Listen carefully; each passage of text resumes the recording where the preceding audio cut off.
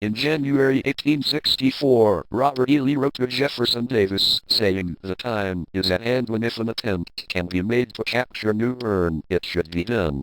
Davis suggested that Lee himself come to North Carolina to lead the counterattack, but instead he sent Major General George Pickett, who had been immortalized in the disaster of Pickett's charge at Gettysburg the previous summer. Preparing for the assault, Pickett amassed a force of 13,000 men and 14 gunboats in Kinston. The plan was for a combined naval and land assault on New Bern, with another brigade faking an attack on Morehead City to draw off the Union forces. The other land forces were split into 3 columns. One column was to attack forts along the Trent River and then move below New Bern, cutting the town off from Morehead City and Beaufort. A second column was to attack Fort Anderson on the Neuse River. A third column was to attack Federal forces at Batchelder's Creek. The assault began on February 1st. The attack on Batchelder's Creek went as planned. But when Confederate troops came to the forts along the Trent River, their commander decided they were too strong to attack, but waited an entire day before telling anyone. The same thing happened to the Confederates at Fort Anderson. After this, Pickett retreated back to Kinston. After the overall miserable failure of the New Bern attack, Pickett returned to the Army of Northern Virginia. He was replaced by General Robert Hoke, a native of North Carolina. Hoke turned his attention towards Plymouth instead of New Bern. Plymouth had become an important supply center for the Union Army. It was defended by about 2,800 men in several forts. Swamps surrounding the town also helped protect it from attack. In addition, 2 gunboats, the Southfield and the Miami, guarded the town. But the Confederates had a secret weapon. Since 1862, they had been building an ironclad warship in a cornfield on the shore of the Roanoke River. By 1864, after many delays, the C.S.S. Albemarle was almost ready. Armed with 2 cannon and a hardened bow for ramming, she presented a formidable opponent to the wooden Union gunboats. An oddity of the Albemarle's design was that although she only mounted 2 cannon, these cannon could swivel inside the casemate to fire out of 3 different ports on each end of the ship.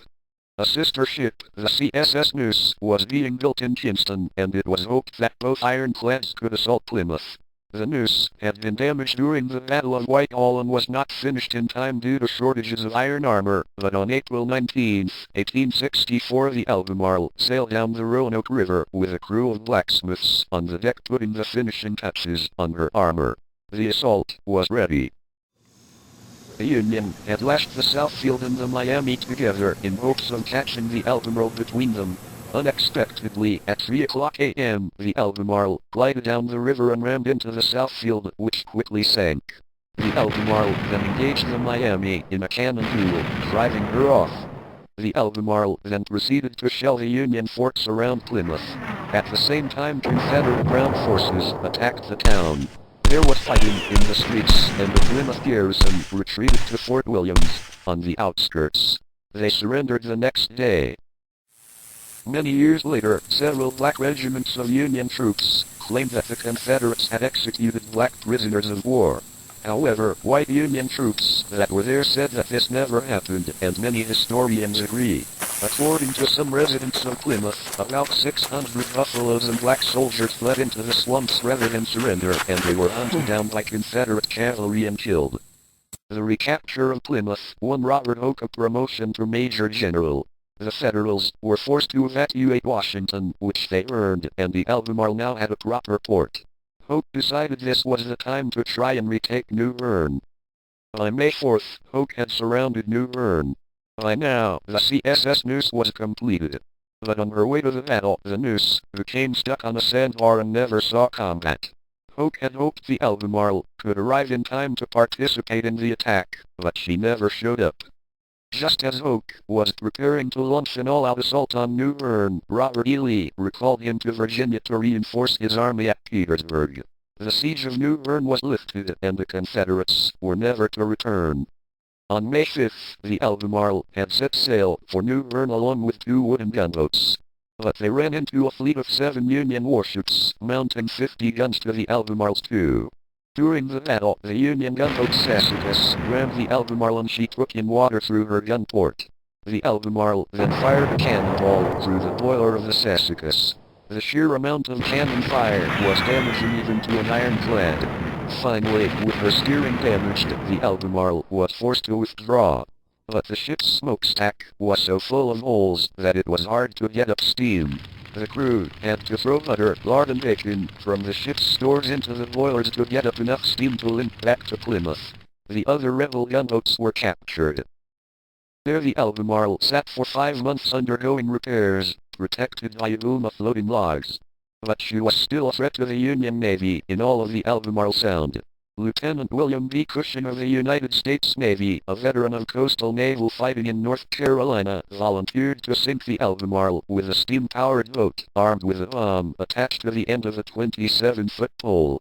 On the night of October 27, 1864, Cushing and a small group of men took the boat up the coast towards Plymouth. Once he reached Plymouth, he spotted the Albemarle illuminated by a campfire on shore. But then he reached the floating boom. Cushing ordered full steam ahead, and the launch lurched over the logs. The torpedo hit the side of the Albemarle and exploded, blowing open a massive hole and quickly sinking the ship. All of his men were captured or killed, but Cushing escaped without a scratch, but with his uniform riddled with bullet holes. He swam downstream and crawled through swamps, dodging Confederate soldiers, until he came upon a rowboat. He then rowed for 10 hours back to the Union fleet and reported for duty. After the destruction of the Albemarle, Union forces recaptured Plymouth on October 31st, and Washington fell soon after. Cushing would go on to fight bravely in the battles around Wilmington in early 1865. The Albemarle would be raided by the Union after the war and scrapped. Commando raids were not limited to the Union side. The previous April, Confederate soldiers slipped past Union patrols at Cape Lookout and blew up the old lighthouse there. Defective gunpowder prevented them from leveling the current tower, but destroyed the lens that magnified the light. For the most part, Confederate power in eastern North Carolina was broken. But they still held the port of Wilmington, which was by 1864 the South's only remaining port and the most important city left in the Confederacy.